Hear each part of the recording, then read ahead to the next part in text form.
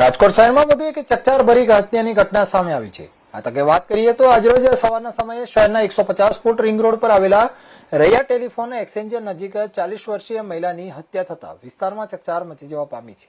જેમાં મૃતક મહિલાની ઓળખ શિલ્પાબેન લાલાણી તરીકે થઈ છે અને પ્રાથમિક માહિતી અનુસાર શિલ્પાબેન પર તેમના જ પતિ અલ્તાફ દ્વારા હથોડી વડે હુમલો કરવામાં આવ્યો હોવાનો આરોપ છે।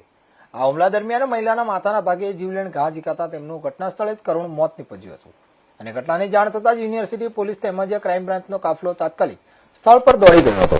પોલીસે સમગ્ર વિસ્તાર કોર્ડન કરીને તપાસ હાથ ધરી હતી। આ બાદ મૃતદેહને પોસ્ટમોર્ટમ અર્થે રાજકોટ સિવિલ હોસ્પિટલ ખાતે ખસેડવામાં આવ્યો હતો અને પોલીસે પરિવારના નિવેદનો નોંધવાની કાર્યવાહી શરૂ કરી છે અને હત્યાનું ચોક્કસ કારણ જાણવા માટે પોલીસે વિવિધ દિશામાં તપાસ ચલાવવામાં આવી રહી છે। આ સાથે આ પ્રાથમિક તપાસમાં પારિવારિક વિવાદ હત્યાનું કારણ હોવાની શક્યતા વ્યક્ત કરવામાં આવી રહી છે। જોકે પોલીસ દ્વારા હજુ સુધી સત્તાવાર પુષ્ટિ કરવામાં આવી નથી। આ બનાવને લઈને સ્થાનિકોમાં ભય અને ચકચારનો માહોલ સર્જાયો છે। પોલીસે અત્યારે આરોપી પતિની શોધખોળ સહિત આગળની કાયદેસરની કાર્યવાહી હાથ ધરી છે।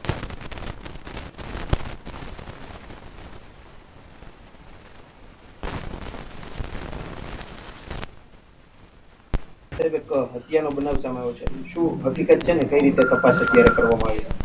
યુનિવર પોલીસ સ્ટેશન વિસ્તારની હદમાં ટેલિફોન એક્સચેન્જ પાસે શિવાજી પાર્ક છે, તેમાં શિલ્પાબેન અલ્તાફભાઈ લાલાણી ઉંમર વર્ષ 40ની અત્યારે એક સિવિલ હોસ્પિટલ ખાતે ડેડ બોડી લાવવામાં આવેલ છે, જે હાલ ગંભીર ઇજાઓ માથાના ભાગે થયેલ છે, જેઓનું મૃત્યુ ડૉક્ટરે જાહેર કરેલ છે અને હાલ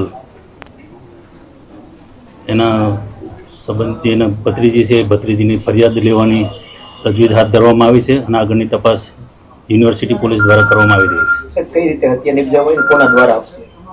હાલ તો ફરિયાદ લઈને તપાસ કર્યા પછી બધી એ આવશે, પણ હાલ શંકા તરીકે એમના પતિનું નામ આવી રહેલ છે, જે એમના પતિએ નિપજાવેલું આવું શંકા અત્યારે દર્શાવી રહી છે।